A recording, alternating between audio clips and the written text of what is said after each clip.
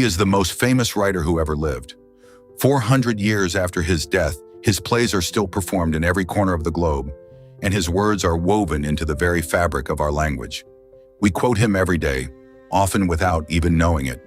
And yet the man himself remains a profound mystery. We have no diaries, no letters, not a single manuscript in his own hand of his greatest plays.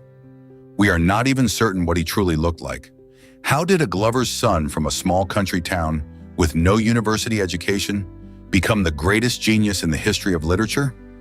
This is the story of William Shakespeare, the Bard of Avon, a man whose works are immortal, but whose own life is one of history's most fascinating enigmas.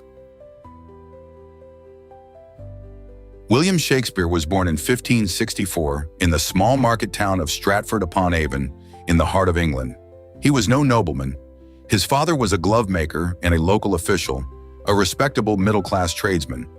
Young William most likely attended the local grammar school, where he would have been drilled relentlessly in Latin, rhetoric, and the great classical authors. But unlike many writers of his age, he never went to university. He learned not from lofty academics, but from life itself, from the language of farmers and merchants, from old folk tales, and from the traveling actors who passed through his town, performing their plays in the inn-yards. Somewhere in that ordinary provincial childhood, a spark was lit in the boy, a love of words and stories that would one day blaze into pure genius.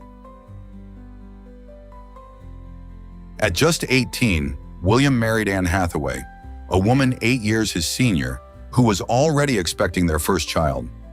Soon they had 3 children together. But then, something strange happens to his story. For nearly 7 years, William Shakespeare simply vanishes from the historical record. We have no idea what he did or where he went. Historians call them the lost years, and they have fueled centuries of wild speculation. Was he a school teacher? A soldier? A servant in a great house? Did he join a band of traveling players? No one knows for certain. All we know is that when he finally reappears, the young man from Stratford has transformed. He is in London, the bustling, dangerous heart of England, and he is making a name for himself in its most exciting new industry, the theater. The London that Shakespeare entered was a city exploding with life and energy, and at its very center was a brand new sensation, the public theater. For the first time, great purpose-built playhouses had risen on the edges of the city, where thousands of people, from lords to laborers, paid to watch plays together. It was raucous, popular, and wildly profitable. Into this thrilling new world stepped William Shakespeare, working first as an actor and then, increasingly, as a writer of plays. He had found his calling. The theater was hungry for new stories, and Shakespeare possessed a gift for them unlike anyone else alive. He could make an audience roar with laughter one moment and weep with sorrow the next. Quietly, the glover's son was beginning his astonishing rise to the very top of his profession. Shakespeare's plays were an immediate success.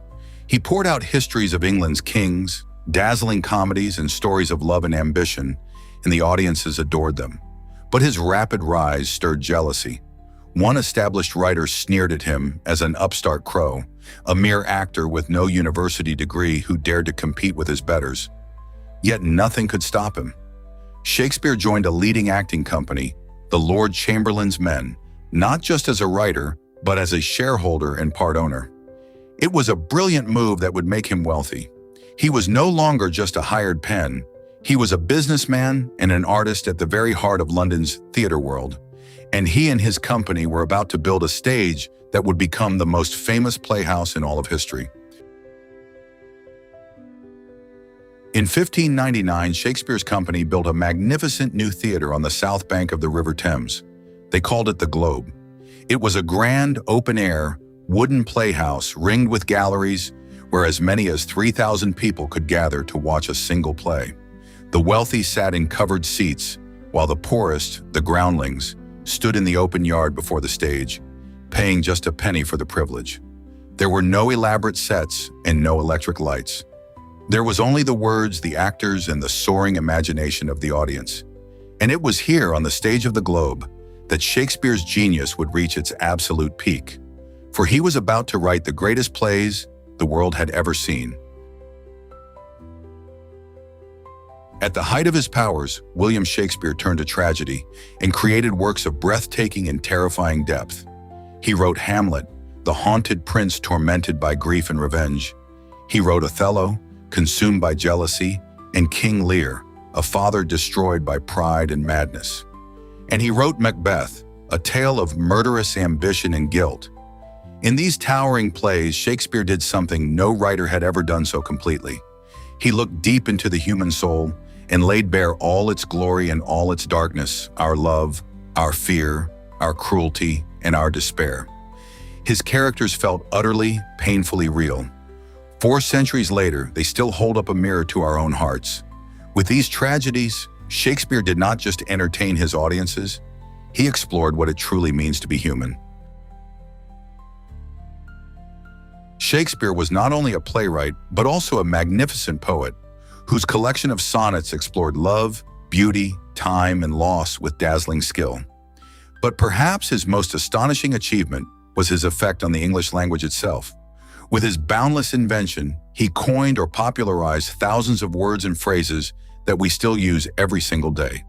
When you describe something as a foregone conclusion, or wait with bated breath, or wish someone good riddance, you are speaking the words of Shakespeare. He shaped the way an entire civilization expresses its deepest thoughts and feelings. No single writer, before or since, has ever left such a profound mark on a language. Through his plays and his poems, William Shakespeare quite literally helped to invent the modern English tongue.